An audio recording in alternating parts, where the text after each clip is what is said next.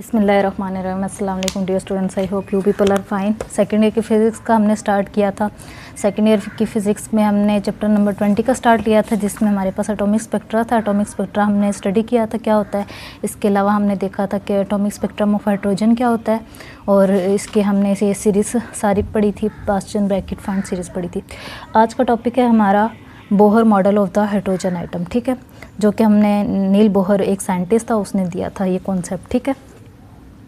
Okay students, हमारे पास 20.2 topic है, chapter number 20 का सेकेंड ईयर की फ़िज़िक्स है। हमारे पास पंजाब टेक्स्ट बुक है, जिसका हमारे पास नाम है बोहर्स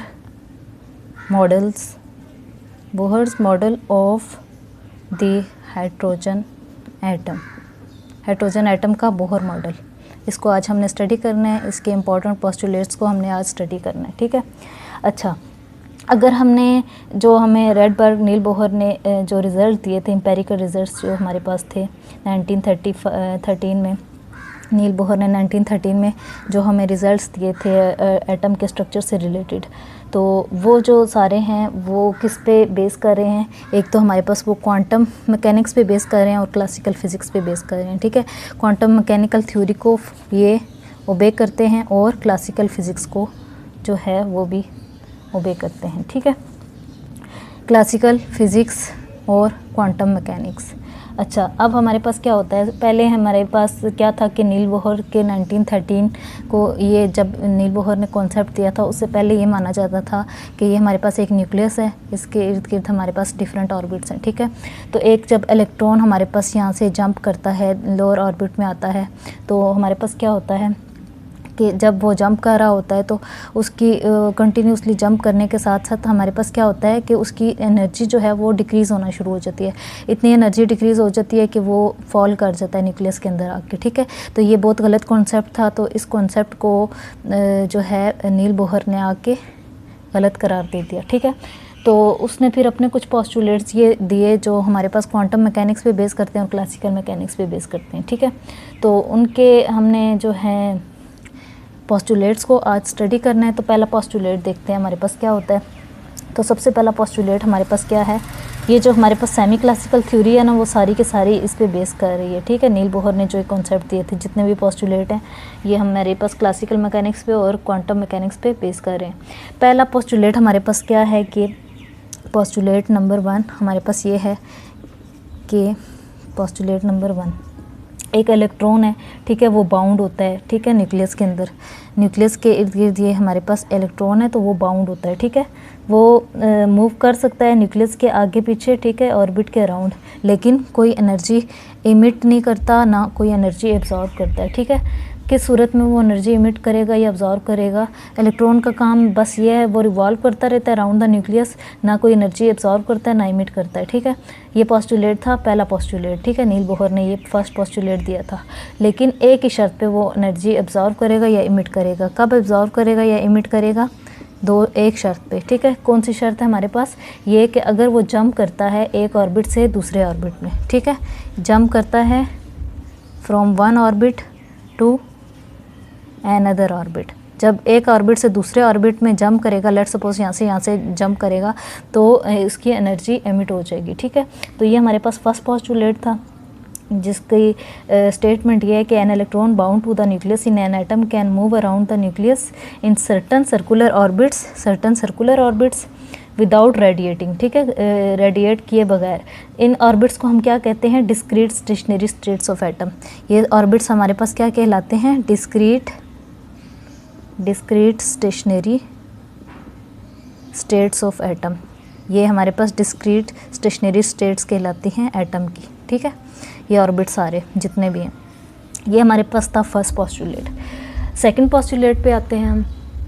सेकंड पोस्टुलेट हमें क्या कहता है, अब सेकंड पोस्टुलेट जो है वो हमें ये कहता है कि सिर्फ वो वाले ऑर्बिट्स, ठीक है, ओनली दो स्टेशनरी ऑर्बिट्स, सिर्फ वो ऑर्बिट्स अलाउड हैं किसके लिए, हमारे पास ये जंप करने के लिए, ठीक है। सिर्फ वो वाले ऑर्बिट्स अलाउ हैं जिनमें से इलेक्ट्रॉन जंप कर सकता है, लोअर ऑर्बिट में आ सकता है, सिर्फ वो वाले ऑर्बिट्स अलाउ हैं जिनका हमारे पास एंगुलर मोमेंटम किसके इक्वल होगा, integral multiple of h cut के, ठीक है, जिसका angular momentum integral multiple, integral n हमें बता रहा है इंटेग्रल मल्टीपल, और एच कट जो है वो हमारे पास क्या है, एच कट की वैल्यू होती है हमारे पास h/2π के, ठीक है।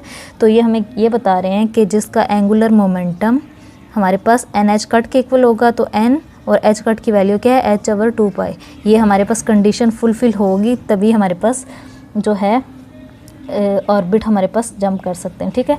वेयर एन की वैल्यू हमारे पास क्या होगी, एन इक्वल होगा 1 के, 2 के, 3 के अप टू सो ऑन, ठीक है।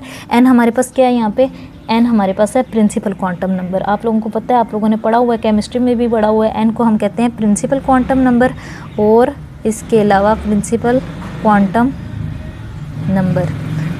और जो हमारे पास एम है, एम हमारे पास क्या है, मैस ऑफ ऑर्बिटिंग इलेक्ट्रॉन है। ऑर्बिटिंग इलेक्ट्रॉन की बात कर रहे हैं ना हम, ऑर्बिटिंग इलेक्ट्रॉन, ठीक है। अच्छा, वी क्या है हमारे पास, वेलोसिटी है उस ऑर्बिटिंग इलेक्ट्रॉन की, वेलोसिटी ऑफ ऑर्बिटिंग इलेक्ट्रॉन। जबकि आर क्या है हमारे पास, आर है हमारे पास रेडियस ऑफ ऑर्बिटिंग इलेक्ट्रॉन, ठीक है, ऑर्बिटिंग इलेक्ट्रॉन। ये हमारे पास ये सारी चीज़ें होंगी, ठीक है। सेकंड पोस्टुलेट हमें ये बताता है सिर्फ उन ऑर्बिट्स के लिए अलाउड है जिनका हमारे पास angular momentum integral multiple of h cut के होगा, ठीक है। ये हो गया हमारे पास सेकंड पोस्टुलेट।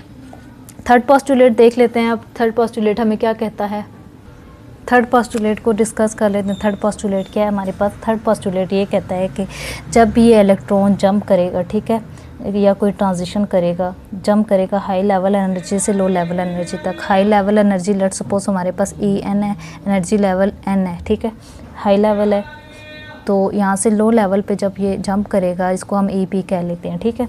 तो लो लेवल में जब भी ये जंप करेगा तो हमारे पास एक फोटोन ऑफ एनर्जी इमिट होगा, ठीक है। यहाँ से यहाँ तक इलेक्ट्रॉन आया तो यहाँ से फोटोन ऑफ एक फोटोन है हमारे पास, वो इमिट हुआ, ठीक है। फोटोन ऑफ एनर्जी इमिट हुआ जिसकी energy E equal to h f के इक्वल है, ठीक है। ये हो गया हमारे पास। अब जो है हमारे पास ट्रांजिशन जो है हमारे पास इलेक्ट्रॉन ने की, और हमारे पास एनर्जी किसके इक्वल आ गई, E n minus A P के, ठीक है। ई एन से उसने जंप किया ई पी की तरफ।